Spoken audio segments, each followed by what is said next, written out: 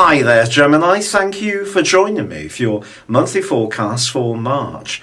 The month begins with the Sun in the part of your horoscope that's to do with your ambitions, your goals, and the way you knit into the wider world.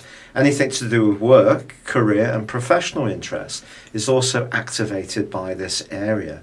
But your ruler Mercury, at least initially, and Venus are in the more restless ninth house. So there could be part of you that's feeling a bit restless about what you're doing for a living, or wanting to do something that's more stimulating and engaging, particularly in terms of your mental capabilities. But Mercury is still going to be on the move, and that's on the 5th, when it too joins up with the Sun in the sign of Pisces.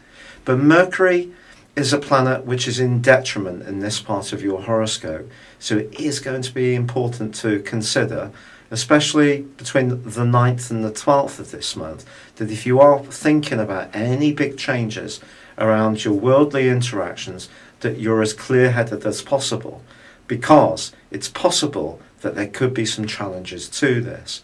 However, on the 6th, Mars joins up with strict Saturn in your sector of relating, fascinating area, and Mars is going to be in this location for an extended 5 months this year, which is really exciting for you, particularly if you're footloose and fancy free. If relationships have been going through some kind of contraction and you haven't been finding it so easy to get on with people, perhaps on the whole, generally over the last year or so, even though Saturn did backtrack into Scorpio for 5 months, well, this is because of the role of Saturn. But it's helping you to work a little bit harder at how you interact with people and how people see you. But the fascinating thing about Mars is the planet of desire, and it can make you more assertive in this area, sharpen your elbows when it comes to how you compete with others, and if you are interested in sports, well, it may be a surprise by how much more active you get throughout the rest of 2016. But then we have that dramatic event on the 9th of this month. Yes, the solar eclipse. But solar eclipse, contrary to what you might hear, do not work in isolation. This one is going to be working on an axis in a pair with the lunar eclipse, which occurs on the 23rd in the sign of Libra, your sister air sign. So what does this essentially mean? Well, it's saying to you that over the next half year, when it comes to your personal expression, your creativity, your individuality, if you really, really want to make it to the boardroom in terms of your goals, then you're probably going to have to, in some ways, put your own expectations and individual desires slightly to one side. That's especially so if you work in big organisations where you're expected to comply to the rules and regulations that are laid down. If, however, you're a naturally creative person, like to follow your own instincts, this solar eclipse in cooperation with this lunar eclipse could see you doing something much more enterprising over the next half year, and that could be to do with self-employment, where you can express yourself to the full. But of course, if you do that, any of this, there is potentially going to be challenges. So what might they be?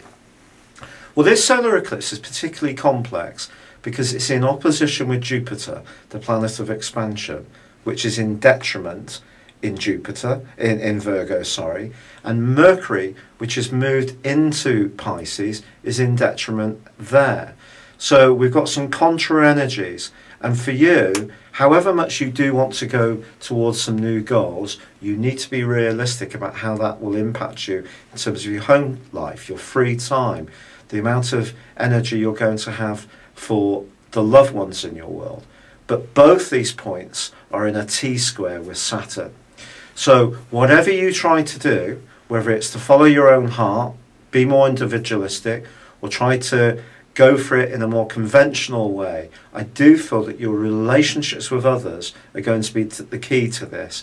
And it's important, therefore, that you're conscious that Mars could, at times, make you a little bit more self-confident, but perhaps even a bit reckless, just at a time when you need to know who holds the cards when it comes to your future and your future destiny.